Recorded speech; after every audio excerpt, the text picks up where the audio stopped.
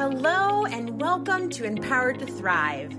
I'm Corrine Powell, your host, and I am always so thrilled to have this time with you. Thanks for joining me. I'm here with my cup of coffee, looking forward to this time that we get to spend together. How are you doing?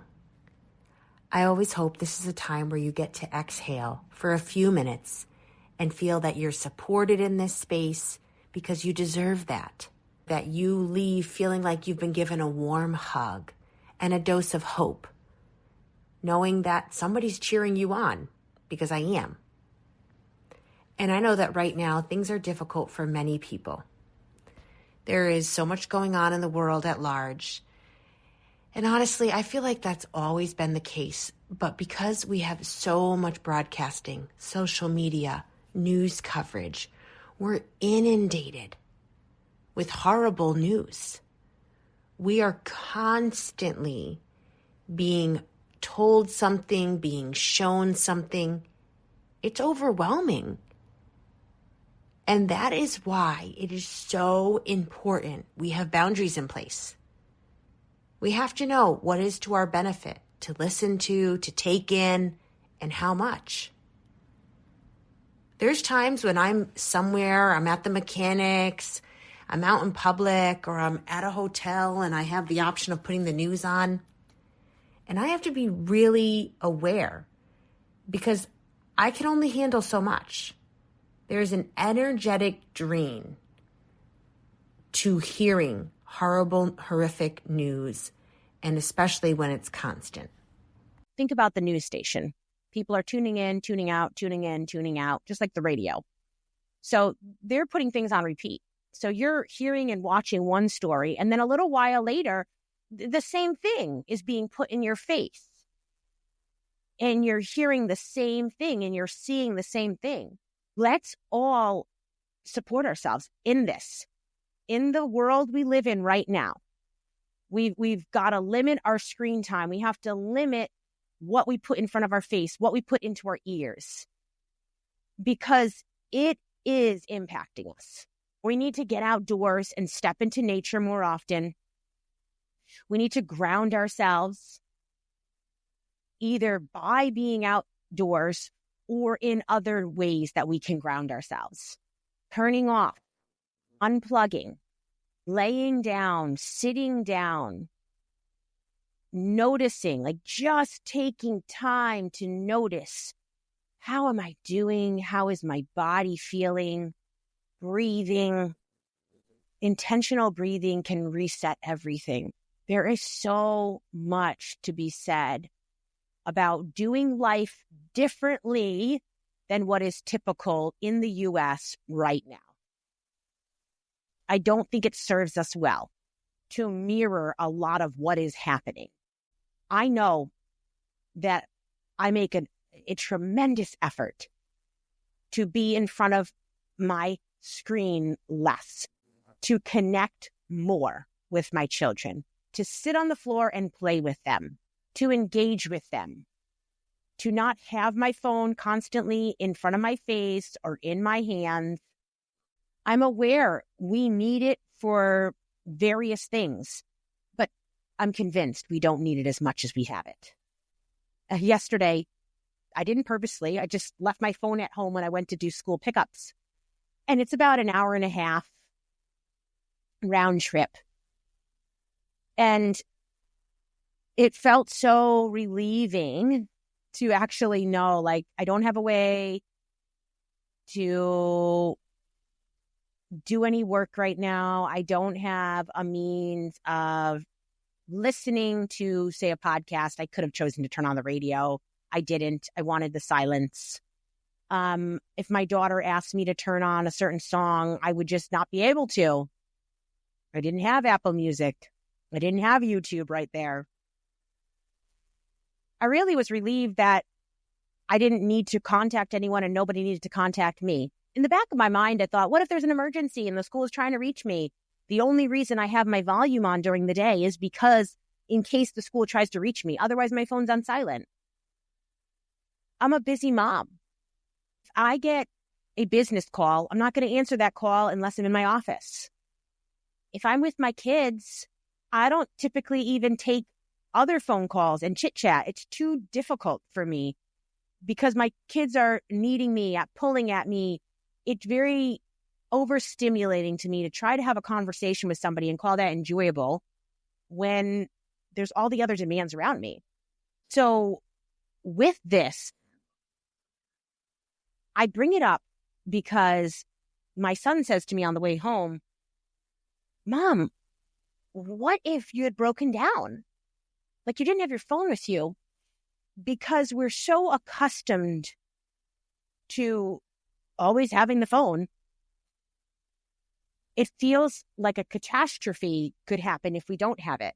But I know we lived without phones. I am the type of person who would stand outside of my car and wave somebody down if I needed to. I would do it. And I would expect that at some point someone would help me.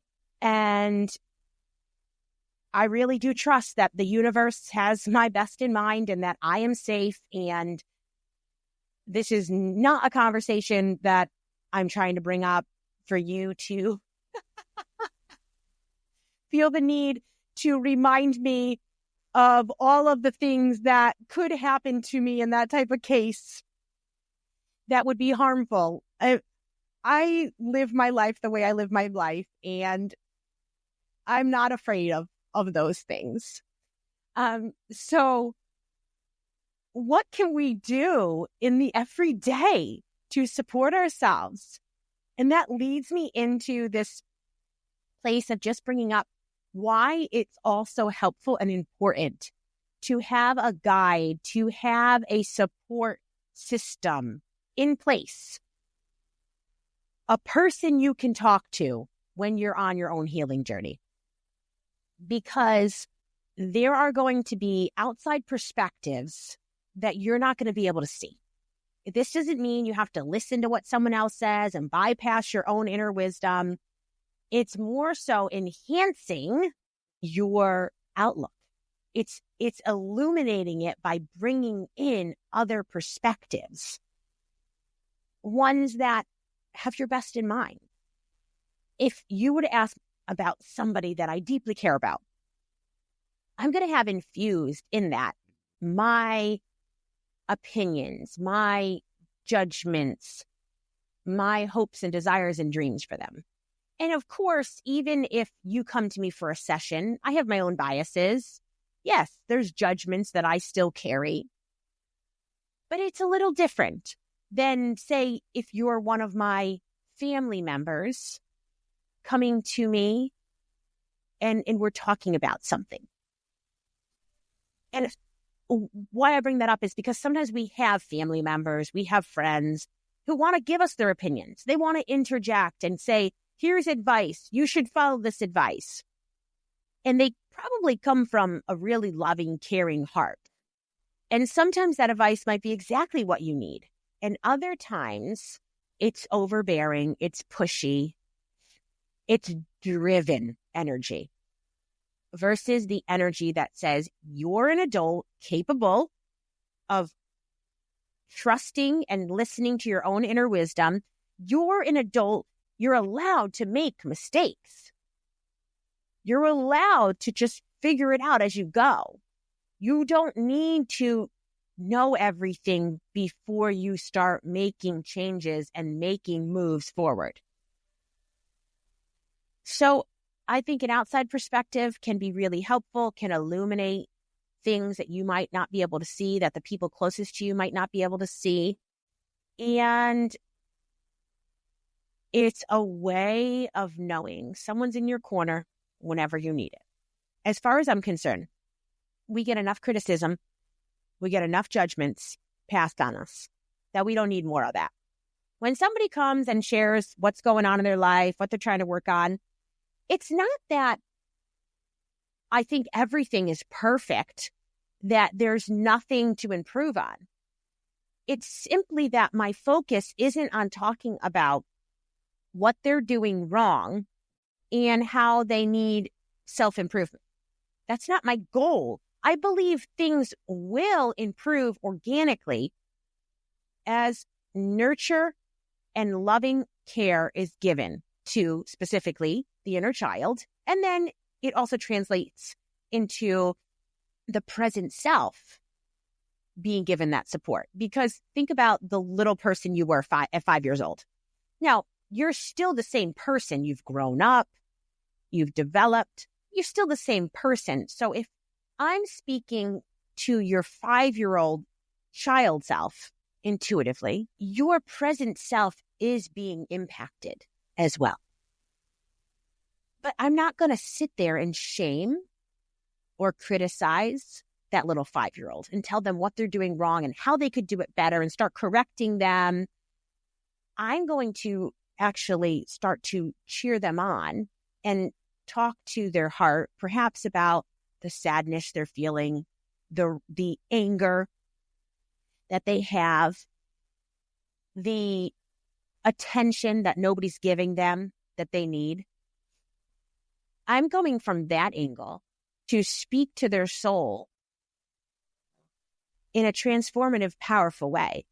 So some people might look at it and say, but wait, that child needs correction right now. That child needs to be punished, to be told what they're doing that they shouldn't be doing and what they should be doing. And I really think a lot of behavior corrects itself when people are given the space to feel their emotions, to be validated in their emotions. Oh, I see, you're really sad. I can tell you're really frustrated. That's so disappointing what happened, isn't it? And then attuned to, I feel your sadness. Yeah, I'm here with you. It's okay to be angry right now. We're not going to hit when we're angry, but it's okay to feel your anger. I might offer a somatic suggestion for what they could do in that moment. My little 2-year-old sometimes will roll around on the floor. Sometimes my 11-year-old will push against a wall, breathing, planted feet firmly on the floor, pushing against the wall as a way to release some of the frustration. Sometimes we just need to get in the fetal position and cry. We need to go stand outside, feel the coolness of the air, and breathe. Connect back into our body. Allow the emotions to naturally process through us so they can be discharged. My 2-year-old doesn't need to feel her emotions for a super long time to then have me be there when she's ready to re-engage and play. But if I tell her, stop crying, get up off the floor, and I hijack the process that she needs to be taking, I do something detrimental for her.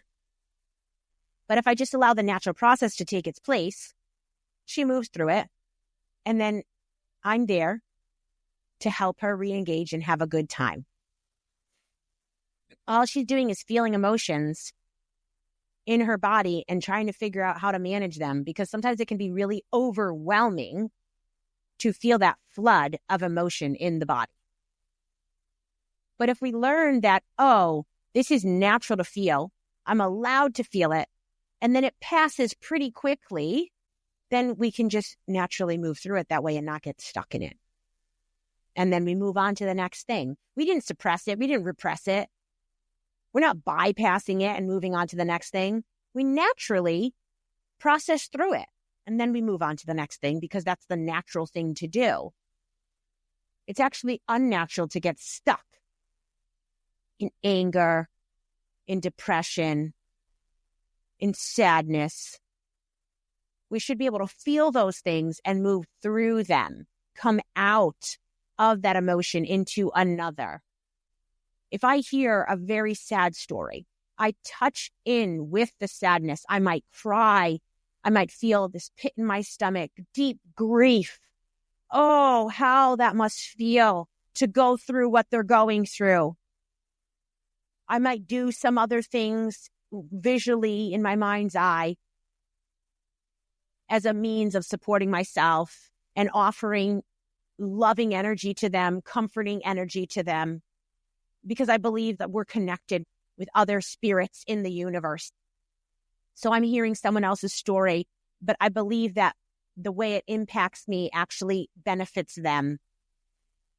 And then I move through that. I feel it deeply and intensely, and then I can release the grief that I felt and move on to making dinner, to doing the next thing. And that at one point seemed heartless to me. It seemed wrong to not stay stuck in their pain and their grief. But now I know if I stay stuck in their pain and their grief, I can't handle my own. I can't handle the next story that I hear. And it just builds up. And that's no good for me. That's no good for anyone at that point. I need to be able to go and make dinner in peace with a lightness in my heart. It's not wrong to feel something and move through it. If you think I need to stay stuck because that means I grieved it enough, or I cared enough, I felt appropriately, I felt the guilt I needed to feel, this is time for you to know it is okay to let those emotions go. You don't have to keep feeling the shame and the guilt. You don't have to keep feeling the anger about what happened. You're allowed to release the sadness. And if the tears want to come, let them come. But if the laughter wants to come, let it come. If the smile wants to creep across your lips, allow it. There's nothing wrong about that. There's nothing inappropriate about that. Please don't stay stuck for anyone else. Don't stay stuck because you think you should. Allow yourself to release it and move on. To any heart that needs to hear that, I'm going to say it one more time. Allow yourself to release it and to move on. Allow yourself to be forgiven. Receive it. It's right there. You don't have to carry the guilt. You don't have to feel the shame. It is okay to let go of the sadness.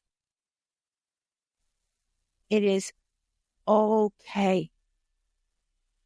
If you've held on to these things for a long time, it can be really uncomfortable. It can feel really scary to say, let them go. What is that going to feel like? What is that going to be like? I don't know what my life is going to feel like or be like if I do that. I know it can be really scary. If you want safe, supportive help, I'm here for you. If it's not me, find somebody else, because you deserve to live another way. You should get to look out and see and feel the sunshine and allow the smile to come across your face. You should get to walk with your head up high, not hanging down.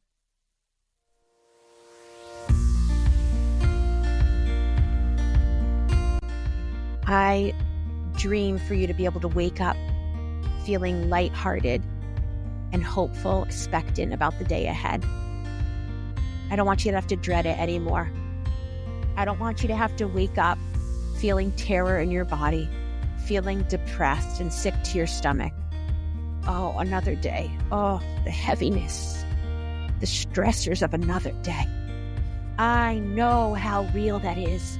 I know how difficult that is. But I also know it doesn't have to stay.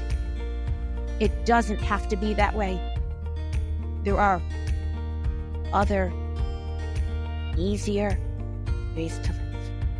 And my hope is that you get to experience it. So, friend, a warm hug from me. Much love, much care, and I hope we connect again soon.